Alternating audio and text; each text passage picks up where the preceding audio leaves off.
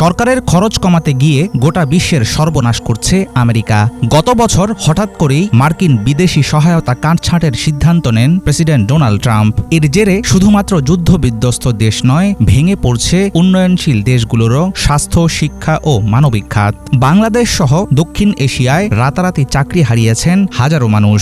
বন্ধ হয়ে গেছে ইউএসএইড ও এর অর্থায়নে চলা একের পর এক প্রকল্প। সরাসরি ও পরোক্ষভাবে চাকরি হারিয়েছেন প্রায় 20 থেকে 30 লাখ মানুষ। ব্যয় হ্রাসের অজুহাত দেখালেও ইউএসএইডের বাজেট ছিল আমেরিকার ফেডারেল বাজেটের 1%-ও কম। এত স্বল্প পরিমাণ অর্থ বাঁচাতে গিয়ে বৈশ্বিক মানবিক খাতে ট্রাম্প ডেকে এনেছেন ভয়াবহ এক বিপর্যয়।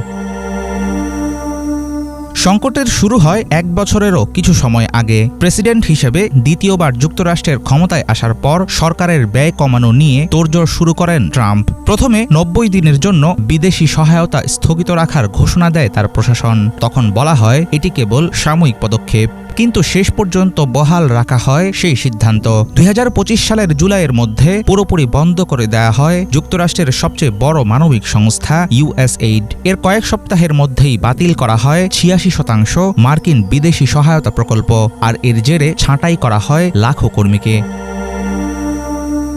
ট্রাম্প প্রশাসনের ফান্ড বন্ধের প্রভাব বাংলাদেশেও পড়েছে। বড় রকমের ধাক্কা লেগেছে মা ও শিশুর স্বাস্থ্য, নিয়মিত টিকাদান, পুষ্টি, জলবায়ু ও রোহিঙ্গা সহায়তা কর্মসূচিতে। বহু এনজিও তাদের কার্যক্রম বন্ধ করে দিতে বাধ্য হয়েছে। অনেক প্রতিষ্ঠান অর্ধেকে নামিয়ে এনেছে কর্মী সংখ্যা। একই চিত্র দেখা গেছে নেপাল, পাকিস্তান ও শ্রীলঙ্কাতে। আফগানিস্তান ও ইয়েমেনের মতো যুদ্ধবিধ্বস্ত দেশগুলোতে পরিস্থিতি আরও ভয়াবহ। আফগানিস্তানে 450টির বেশি স্বাস্থ্যকেন্দ্র বন্ধ হয়ে গেছে। 25 বছরের মধ্যে সর্বোচ্চ পর্যায়ে আছে শিশুদের পুষ্টিহীনতার মাত্রা। ইয়েমেনে 24 লাখ মানুষ হারিয়েছে জরুরি খাদ্য সহায়তা। পুষ্টি চিকিৎসা থেকে বঞ্চিত প্রায় 1 লাখ শিশু। তৎকালীন মার্কিন পররাষ্ট্রমন্ত্রী মার্কো রুবিও দাবি করেছিলেন ফান্ড বন্ধের এমন সিদ্ধান্তে কোনো শিশুর প্রাণ যাবে না, কিন্তু 1 বছর পেরোতেই প্রমাণ হতে শুরু করে তার ঠুনকো দাবির অসারতা।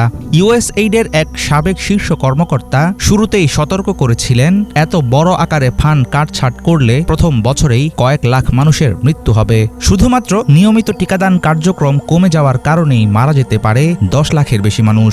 সেন্টার ফর গ্লোবাল ডেভেলপমেন্টের গবেষণায় বলা হয় মার্কিন সহায়তা বন্ধের ফলে বছরে মৃত্যু ঘটতে পারে প্রায় 7 লাখ মানুষের।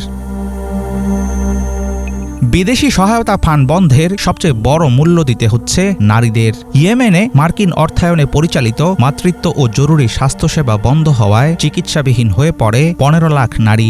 লিঙ্গভিত্তিক সহিংসতা প্রতিরোধ ও চিকিৎসা সেবা হারিয়েছেন 3 লাখ নারী। বর্তমানে বিশ্বের সবচেয়ে বড় মানবিক সংকটের দেশ সুদান। ফান্ড কাটের ফলে সেখানে বন্ধ হয়ে গেছে 1700-এর বেশি কমিউনিটি কিচেন। সরাসরি ক্ষতিগ্রস্ত হয়েছে প্রায় 30 লাখ মানুষ।